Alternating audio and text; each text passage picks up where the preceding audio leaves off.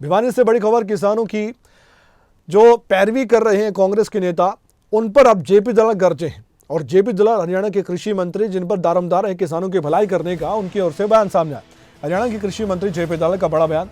राजस्थान के चुनाव प्रचार में जेपी दलाल जुटे हुए हैं। उनकी ओर से कहा गया कि राजस्थान में पूरे बहुमत के साथ बीजेपी की सरकार बनने जा रही है। राजस्थान के लोग डबल इंजन की सरकार चाहते हैं। कांग्रेस ने किसानों के नाम पर झूठ बोलकर सरकार बनाई थी। अब राजस्थान के किसानों में कांग्रेस के प्रति भारी रोष है।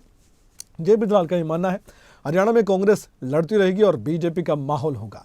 आईएनएलडी और बीएसपी के गठबंधन की चर्चाओं पर जेपी दलाल ने प्रतिक्रिया जाहिर की। बीएसपी और आईएनएलडी का हरियाणा में कोई भी प्रभाव नहीं है। सुनवाते हैं जेपी दलाल का बयान। मैं काफ़ी वक्त राजस्थान में लगा चुका हूं। आज फिर सरदार शहर जा रहा हूं और मैं समझता हूं कि बहुत भारी बहुमत से भारतीय जनता पार्टी वहां सरकार बनाने जा रही है।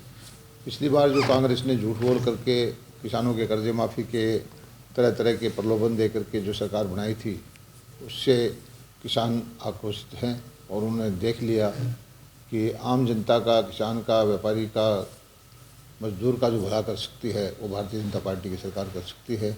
एक तरफा माहौल है और कांग्रेस की तो गिनती की सीटें आएंगी। नहीं, कांग्रेस हरियाणा में सक्रिय है, मैं मानता हूँ, लेकिन आपस में लड़ाई में सक्रिय है। कांग्रेस में कब्जा करने की लड़ाई चल रही है। अलग अलग गुट हैं, सबका अपना प्रभुत्व बनाना चाहते हैं। जनता के हित में उनकी कोई रुचि नहीं है। वो कभी भी उन्होंने जनता के बारे में नहीं सोचा, अपने परिवार को आगे बढ़ाने के बारे में सोचा है।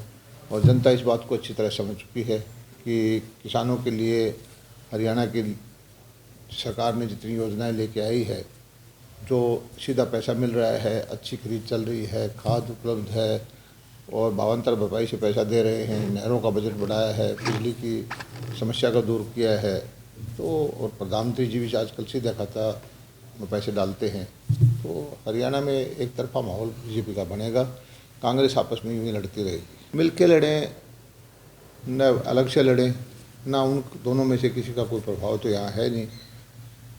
इनके घर में जब से इनेलो में फूट पड़ी है तो कोई एक विधायक इनका, तो उसमें आगे बढ़ने की कोई संभावना मुझे नज़र नहीं आती। धान की खरीद इस बार हमने समय से पहले शुरू की। 1 अक्टूबर से शुरू होती थी, 25 तारीख से शुरू की और थोड़े से वक्त के अंदर 44 लाख मीट्रिक टन धान हम खरीद चुके हैं, जबकि पिछली बार पूरे सीज़न का 59 लाख मीट्रिक टन आया था। अभी जो खरीद की है उसका सारी हम पेमेंट भी कर चुके हैं।